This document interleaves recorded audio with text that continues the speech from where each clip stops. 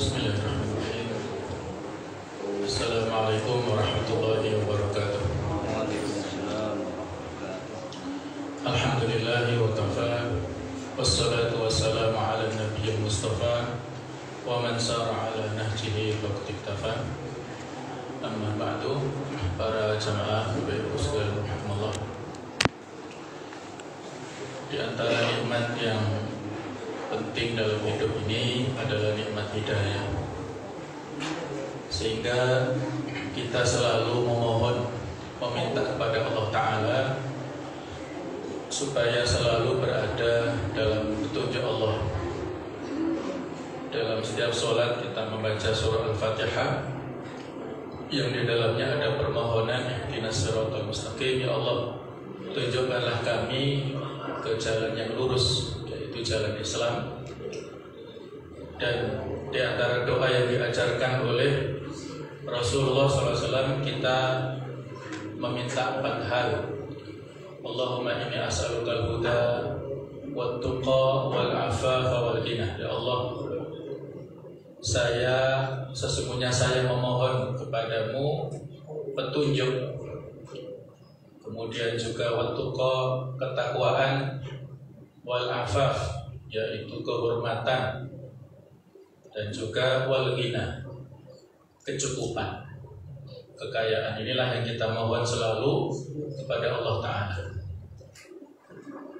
Oleh karena itulah, mari senantiasa kita berusaha menjaga nikmat hidayah ini jangan sampai lepas, dan kita hindari dari segala penghalang-penghalangnya. Aman tercinta Nabi Muhammad SAW itu Abu Thalib. Pada saat-saat akhir kehidupan Abi Thalib ini didampingi oleh Rasulullah SAW, dan saat yang sama didampingi oleh 2 tokoh Quraisy, yaitu Abu Jahal dan Abdullah bin Ubay bin Umayyah. Saat itu Rasulullah SAW menyampaikan kepada pamannya, ya ammi qul la ilaha illallah, wahai pamanku katakanlah kalimat tauhid la ilaha illallah, kalimatan ushhidu laka biha indallah, sebuah kalimah yang akan aku persaksikan untuk Anda di hadapan Allah Subhanahu wa taala. Maka saat itu Abu Jahal dan Abdullah bin Abi Umayyah ini berkata kepada Abu Thalib, atarghabu an millati Abdul Muthalib, apakah kamu benci kepada agamanya Abdul Muthalib? Maka setiap kali atau Nabi selalu berulang ya, mengatakan kalimat yang sudah kita sebutkan di atas, wahai pamanku berkatalah kalimat la ilaha illallah.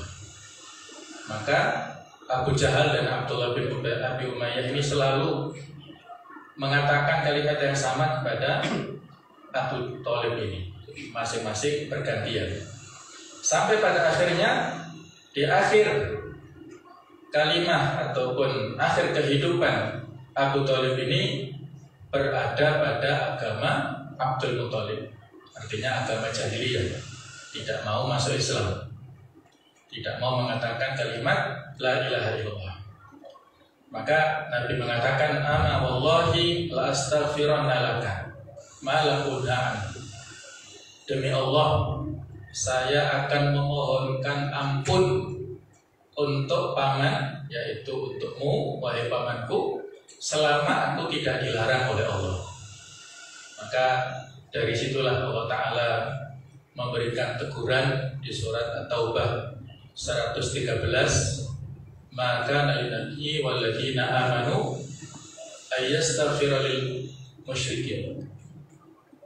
Tidak patut bagi seorang nabi ataupun orang-orang yang beriman memohonkan ampun untuk orang musyrik. Jadi ini larangan kita beristighfar untuk seseorang yang musyrik dan akhir hayatnya tidak masuk Islam. Kita tidak boleh Allah juga memberikan larangan kepada Nabi Ibrahim untuk beristighfar untuk ayahnya, tidak boleh. Jadi itulah, dan Allah Ta'ala memberikan teguran juga yang pada saat yang lain Nabi senantiasa bersedih karena pamannya yang selalu memperjuangkan dakwahnya, terus membelanya dari segala macam permusuhan ataupun intimidasi orang-orang kafir Quraisy. Pamannya yang selalu membela beliau, maka Nabi bersedih karena tidak bisa mendakwahkan kepada pamannya ini, tidak bisa mengajak masuk Islam. Allah Ta'ala memberikan teguran, innaka la tahdi man ahbabta walakin Allah yahdi man yasha. Sesungguhnya Muhammad Muhammad tidak bisa memberi petunjuk kepada seseorang yang kamu cintai, tetapi Allah lah yang memberikan petunjuk kepada siapa yang dikehendaki. Jadi petunjuk taufik, petunjuk yang mengarah kepada kebenaran, itu hak mutlak milik Allah Ta'ala. Maka harus kita mohon selalu kepadanya. Nah, jemaah sekalian, dari kisah wafatnya Abu Thalib ini paling tidak ada 3 kesimpulan atau 3 penghalang seseorang susah mendapat hidayah, itu dikarenakan ada 3 penghalang ini. Yaitu yang pertama adalah bergaul, berteman akrab dengan orang-orang yang buruk. Dalam hal ini ikatan pertemanan persahabatan antara Abu Thalib bersama dengan orang-orang kafir yang mendampingi sampai akhir hayatnya ini. Ada Abu Jahal dan juga Abdullah bin Abi Umayyah di sini selalu mendampingi Abu Thalib sampai akhir hayatnya ini.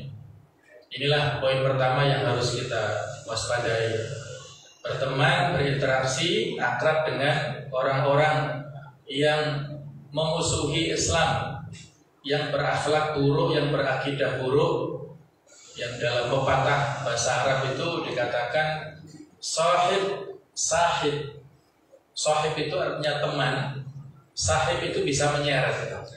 Jadi teman itu bisa menyeret seseorang menuju kepada keburukan. Kalau temannya ini buruk, kalau temannya yang baik berarti mengajak kepada kebaikan. Dalam hal ini kita ada poin pertama, penghalang hidayah adalah teman yang buruk, yang mengajak kepada keburukan, kepada kesesatan. Yang kalau digambarkan dalam hadis, permisalan teman ini, teman yang baik seperti seseorang yang berteman dengan penjual minyak wangi. Kalaupun dia tidak mau beli minyaknya, maka ketularan bau wanginya. Sementara teman yang buruk seperti kita berteman dengan seorang pandai besi yang tertular dengan asap yang tidak sedap, itu akan bisa mengotori baju kita. Barangkali kalau dalam kontekstual kita sekarang ini, mungkin kalaupun kita tidak merokok misalnya, kalau kita berteman dengan perokok, maka bau akan menempel pada pakaian dan kita akan mendapatkan dampak buruk ya, karena perokok pasif ini lebih bahaya daripada perokok aktif ya. Nabi juga memberikan peringatan kepada kita semuanya, almaru ala dini khalili. Seseorang itu mengikuti kebiasaan, tradisi dan akidah temannya. Falyanzur ahadukum man yukhalil, hendaklah dia menyeleksi dengan siapa dia berteman. Jadi poin pertama inilah, Abu Thalib berteman akrab dengan Abu Jahal, dengan Abdullah bin Abi Umayyah, sehingga senantiasa menjaga akidahnya tidak bisa berganti kepada akidah Islam, tapi tetap dalam akidah jahiliyah. Ada juga pelajaran menarik dari perjalanan Sirah Nabawiyah. Ketika pada fase Makkah, ada seorang tokoh Quraisy yang juga sangat memusuhi Nabi SAW. Namanya Uqbah bin Abi Mu'aid. Dia ini pernah menjadi tetangga Rasulullah bersama dengan Abu Jahal dan yang lain-lain. Selalu dan sering menyakiti Nabi SAW dengan menyakiti secara fisik ya. bukan hanya kata-kata, tapi juga menyakiti secara fisik. Satu saat si Uqbah bin Abi Mu'ayth ini pernah mencekik Nabi SAW dengan tali yang sampai Nabi tidak bisa bernafas, dan akhirnya dibantu oleh Abu Bakar, diselamatkan Abu Bakar. Kemudian saat yang lain menyakiti dalam bentuk-bentuk penghinaan dan yang lain-lainnya, sering sekali. Nah, satu saat Uqbah bin Abi Mu'ayth ini punya hajat, ya semacam walimah, ingin mengundang tokoh-tokoh Quraisy, dan untuk menunjukkan dia ini orang yang terhormat, dia mengundang Nabi SAW dan tokoh-tokoh Muslim yang lain yang sudah masuk Islam, tokoh Quraisy sudah masuk Islam. Maka saat itu Nabi mengatakan, saya tidak akan menghadiri undanganmu sebelum kamu mau mengucapkan syahadat, kamu masuk Islam. Jadi saat itu Uqbah bin Abi Mu'ayth ini untuk mempertahankan gengsinya supaya Nabi mau datang ke walimahnya itu, dia mengucapkan 2 kalimat syahadat. Ya mungkin secara zahir dia muslim lah, sehingga Nabi mau datang. Jadi dia membangga-banggakan, ini Muhammad mau datang pada walimahku ini, menunjukkan dia orang terhormat. Nah, selesai hajatan itu, beberapa saat berikutnya teman akrabnya yang saat walimah tidak bisa hadir karena ada keperluan ke Syam, yang bernama Ubay bin Khalaf.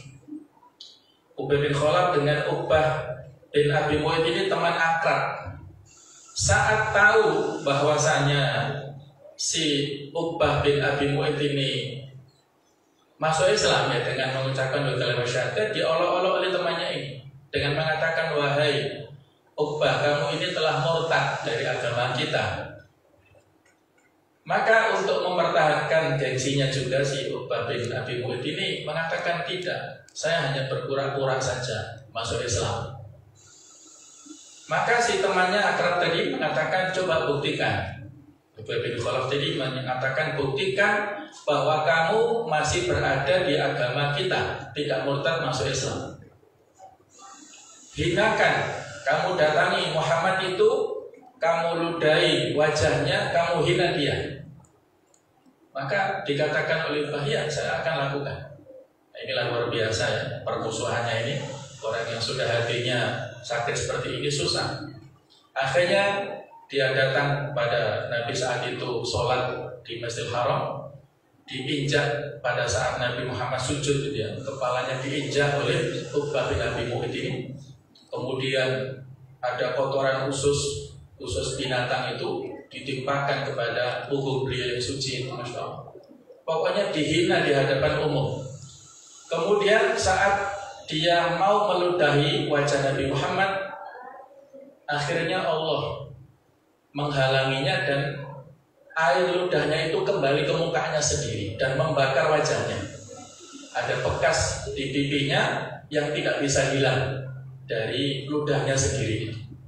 Sampai akhir hayatnya dia ikut dalam perang Badar, kemudian tertawan oleh kaum muslimin dan akhirnya mohon ampun ya. Tetapi karena keputusan saat itu sudah akan dibunuh, walaupun dia merengek-rengek minta maaf dan lain-lain, tetapi tetap kepalanya dipancung, dihinakan di hadapan teman-teman yang lain. Itulah akhir kehidupan dari seorang Uqbah bin Abi Mu'ayth yang itu diabadikan di surat Al-Furqan mulai 27, 28, 29. Itu Allah menyampaikan, wa yauma ya'adzu dzalimu 'ala yadayhi. Ingatlah pada hari kiamat nanti ketika orang-orang zalim menggigit 2 tangannya, yaqulu ya laitani ittakhadtu ma'a rasuli sabila. Dia mengatakan, wahai seandainya aku mengikuti jalan bersama Rasul. Ya wailata laitani lam attakhidh fulanan khalila. Wahai celakalah aku, sekiranya aku dulu tidak menjadikan si fulan itu menjadi teman akrabku. Jadi dia menyesal kenapa akrab dengan Ubay bin Khalaf tadi, sehingga dia gengsi dan menjadi murtad kembali kepada agama jahiliyah, tidak istiqomah di dalam Islamnya itu. Laqad adallani 'ani dzikri. Sungguh dia telah menyesatkan aku dari peringatan Al-Qur'an. Ba'da idza'ani, ketika Al-Qur'an telah datang kepadaku. Wa kana syaitanu lil insani khadula. Dan setan memang pengkhianat manusia. Ini kisah poin yang penting bisa kita ambil pelajaran, yaitu tentang pengaruh teman yang buruk itu bisa menghalangi seseorang untuk mendapat hidayah. Yang kedua, dari kisah Abu Thalib, kita kembali ke kisah Abu Thalib. Yang menghalangi hidayah seseorang itu adalah taklid pada agama nenek moyang, taklid buta. Agama Islam ini diturunkan kepada Nabi Muhammad berdasarkan wahyu yang nyata dari Allah, dan Allah Ta'ala mencela orang yang mengikuti agama nenek moyang secara taklid buta, tanpa petunjuk yang benar. Di antara ayat Al-Quran yang menunjukkan ini surat As-Zukhruf 22, Allah berfirman, bal qalu inna wajadna aba'ana ala ummatin wa inna ala atharihim muhtadun. Bahkan mereka berkata, sesungguhnya kami mendapati bapak-bapak kami menganut suatu agama, dan sesungguhnya kami orang-orang yang mendapat petunjuk dengan mengikuti jejak mereka. Kemudian juga surat Al-Maidah 104, wa idza qila lahum ta'alu ila ma anzalallahu ila rasul qalu hasbuna ma wajadna 'alaihi aba'ana. Apabila dikatakan kepada mereka, marilah ikut apa yang diturunkan Allah dan Rasul, dan ikutilah Rasul, mereka menjawab, cukup bagi kami apa yang kami dapati bapak-bapak kami yang mengerjakan kami ikuti. Awalau kana aba'uhum la ya'lamuna syai'an wa la yahtadun. Walaupun nenek moyang mereka itu tidak punya ilmu dan mereka juga tidak mendapat petunjuk, tapi karena taklid. Taklid ini dalam bentuk macam-macam. Bisa kaitannya dalam hal ibadah, bisa kaitannya dalam hal akidah, ataupun juga dalam muamalah. Mengikuti saja apa yang didapatkan oleh kakek moyangnya dulu. Ada tradisi-tradisi tertentu yang itu terapet kepada unsur-unsur kesyirikan, tetapi karena sungkan, karena patihu, tidak mau menyinggung perasaan kakeknya, perasaan keluarga besarnya, sehingga diikuti saja. Nah, itu barangkali ada ya, barangkali dalam proses walimah misalnya, dalam proses akad nikah, atau dalam proses yang lainnya. Nah, karena persoalan taklid inilah sehingga dia tidak sanggup melarang ataupun menjauhi dari apa yang didapatkan oleh pendahulunya itu. Ini persoalan yang harus kita waspadai. Yang terakhir ketiga, yang bisa menghalangi seseorang dari hidayah adalah takut dicela manusia. Dalam ini dia gengsi ataupun jaga image dalam hal yang negatif.